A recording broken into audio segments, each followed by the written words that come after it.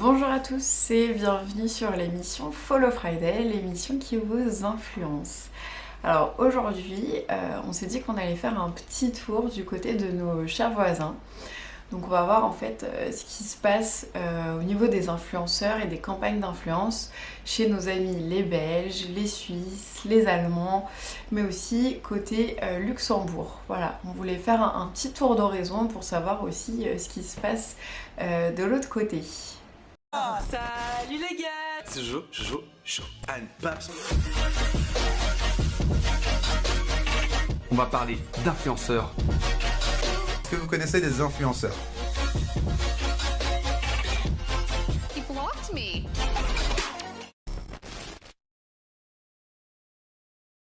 Donc avec la crise sanitaire que l'on vit depuis maintenant plus d'un an, on a justement le secteur de l'influence marketing qui a été lui tout aussi bouleversé.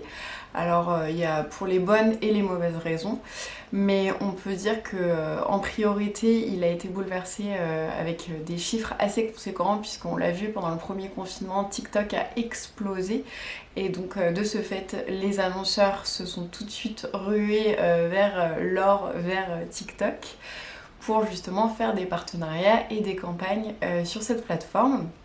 Donc moi je voulais qu'on voit un peu ensemble en fait ce qu'il en était du côté justement de nos amis frontaliers. Donc on va faire juste dans un premier temps un petit tour rapide au niveau des chiffres pour voir justement et comparer avec la France. Comment par exemple on peut se positionner un taux d'engagement au niveau d'Instagram par rapport à la France, ou par exemple les comptes TikTok qu'on peut voir aussi sur les autres pays. Donc en 2020, on a observé justement une croissance qui a été positive en termes d'investissement de posts sponsorisés d'influenceurs sur Instagram.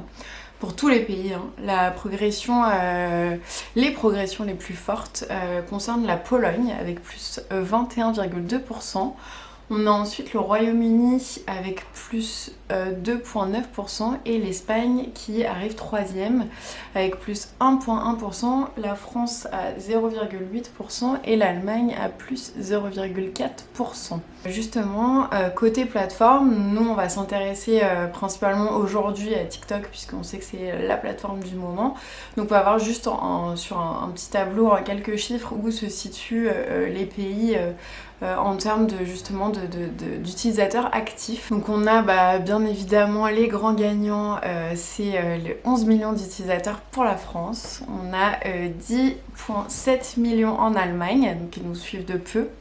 On a 9 millions 8 pour les Italiens, dont 30% d'entre eux sont âgés de 18 à 24 ans, et on a 8 millions 8 en Espagne, dont on a 3/4 de femmes, qui sont donc les utilisatrices actives. Et ensuite, on retrouve avec 1,2 million la Norvège avec 56% des femmes.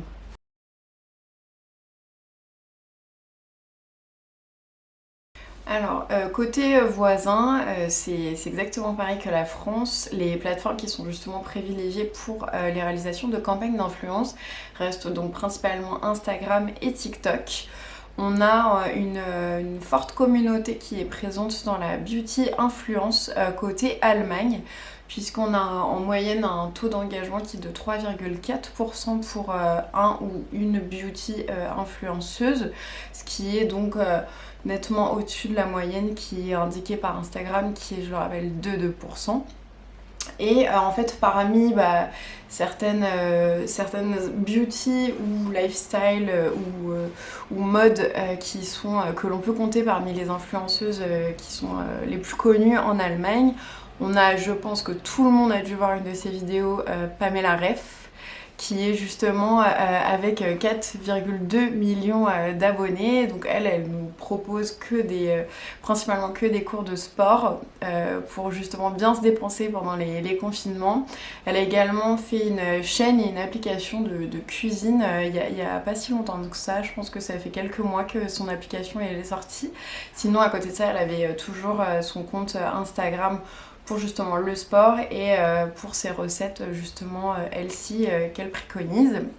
Ensuite, justement, on a Paola aussi qui a 3,9 millions d'abonnés. On a donc Julia Beauté X, donc ce n'est pas moi, hein, mais qui donc a 2 millions. 1 abonnés. Et j'avais oublié la petite dernière, celle qui bien entendu en a le plus, c'est Dajibi, donc j'espère que je n'écorche pas son prénom, qui a donc un total de 5,7 millions d'abonnés. Donc même si en fait les influenceurs, influenceuses et influenceurs beauté représentent que 3% de la part en fait des influenceurs qu'on peut retrouver en Allemagne, n'empêche que justement ces influenceurs représentent quand même 50% des EMV de l'industrie. On va faire un petit tour du côté de nos amis les Belges. On peut dire que justement les agences d'influence de marketing ont su se développer pendant l'année 2020 et aussi pendant début d'année 2019. Je crois que déjà ça a commencé, on avait déjà une agence, là on doit en avoir peut-être une dizaine. Et donc en fait ils ont su prendre ce virage puisque on a en fait le marketing d'influence sur les réseaux qui touche 40% de la population qui justement est en ligne, donc c'est énorme. On compte environ 12%. Il y a 12% des abonnés pour qui justement l'originalité du contenu et la personnalité de l'influenceur va être important. Et ensuite on a donc 25% justement des abonnés qui justement disent qu'ils ont fait leurs achats suite à une campagne d'influence ou alors un placement de produit d'un influenceur. Donc côté Luxembourg et Suisse, on n'a pas encore en fait la présence de beaucoup d'agences. Il me semble qu'on en a une qui est présente au Luxembourg, mais à ma connaissance, il n'y en a pas encore en Suisse. Donc en fait, voilà, c'est vraiment un secteur qui est encore assez peu développé. Donc on a en fait beaucoup d'agences françaises qui justement vont proposer des partenariats avec des influenceuses qui viennent justement soit du Luxembourg ou de la Suisse, avec justement une marque qui a eu un coup de cœur pour leur profil. Donc on va faire juste en 2-3 campagnes, on va voir un peu quels sont les profils qui ont déjà fait quelques campagnes. On a The Ivory Diary avec un peu plus de 100 000 abonnés sur son compte Instagram. Donc Sarah Botton, c'est une blogueuse qui est d'origine canadienne mais elle habite Luxembourg et elle a déjà collaboré avec plus de 165 marques différentes. Donc on a IKS, Sephora, Paris 8 ou encore Lacoste. On a également donc le Fashion Monster d'Enise Céline Libonati qui de son côté est suivi par plus de 125 000 abonnés. Donc elle partage sa vie entre Los Angeles, Istanbul, Luxembourg. Et on a justement certains de ces posts Instagram qui vont susciter jusqu'à 5 000 ou 6 000 likes, ce qui est assez impressionnant quand on a une communauté qui est dans les micros, mais qui est de petits micros, on va dire. Et ensuite on a aussi Catherine Hélène qui elle réalise plutôt des partenariats pour promouvoir les lieux touristiques à visiter qui nous manquent tellement en ces moments. Le marché de l'influence séduit également des communes, c'est le cas du Delange qui est donc la deuxième ville à Luxembourg. Et en fait, leur souhait c'était d'attirer de nouveaux résidents. Donc ils se sont dit qu'est-ce qu'on pourrait bien faire pour justement qu'il y ait de nouvelles personnes qui arrivent dans la ville. Donc ils sont été les pionniers, on va dire, en matière d'influence marketing. Ils ont fait une campagne en 2019 où ils ont fait appel justement à un influenceur dénommé Yannick qui proposait des animations culinaires via des vidéos. Si on parle un peu du côté de la Suisse, donc la Suisse c'est encore très peu développé côté influence marketing, puisqu'en fait on a les annonceurs qui sont un peu face à une difficulté supplémentaire, puisqu'on sait très bien que déjà c'est difficile dans le marketing d'influence de trouver le ou les perles rares qui vont vraiment transmettre votre message, qui vont prendre part justement à la création de la campagne. En tous les cas, il faut que justement il y ait une symbiose entre les profils et la marque pour que ça puisse fonctionner. Et en fait, ce qui se passe en Suisse, c'est que comme on a 4 langues nationales différentes, donc le français, l'italien, le romanche et l'allemand, c'est d'autant plus difficile de trouver en fait le ou la bonne influenceuse avec le bon message pour toucher la bonne cible dans la bonne langue. Donc c'est pour ça qu'on est face à une difficulté qui est supplémentaire et qui peut-être est justement un frein pour les annonceurs. Donc à voir d'ici quelques mois si justement il n'y a peut-être pas une agence qui va se démarquer ou alors qu'on peut proposer des campagnes qui soient multilangues, ça pourrait être aussi très intéressant je pense. Donc le marché de l'influence marketing était déjà très présent et en forte croissance bien avant la Covid-19 dans nos pays voisins. Et il sera d'autant plus fort puisque on estime aujourd'hui son volume à un total de 900 millions d'euros pour l'Allemagne, l'Autriche et la Suisse, dont 150 millions d'euros pour la Suisse, rien que ça.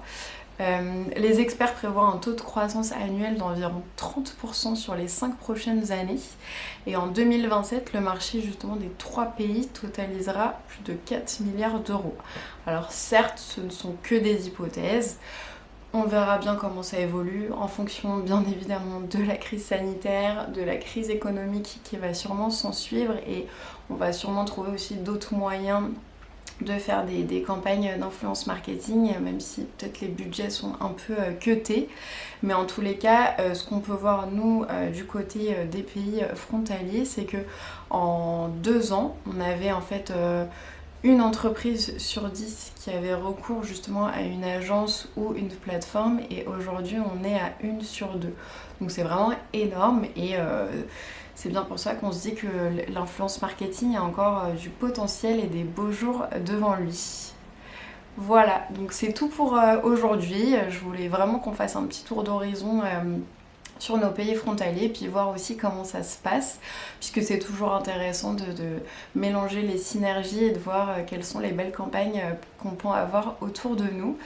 Si vous avez apprécié ce sujet, n'hésitez pas à nous faire un petit commentaire, à vous abonner et à liker la chaîne. Et puis surtout, si vous êtes nos voisins, n'hésitez pas à nous faire un petit coucou au passage en commentaire. Moi je vous dis à bientôt pour un prochain numéro sur Follow Friday. Salut!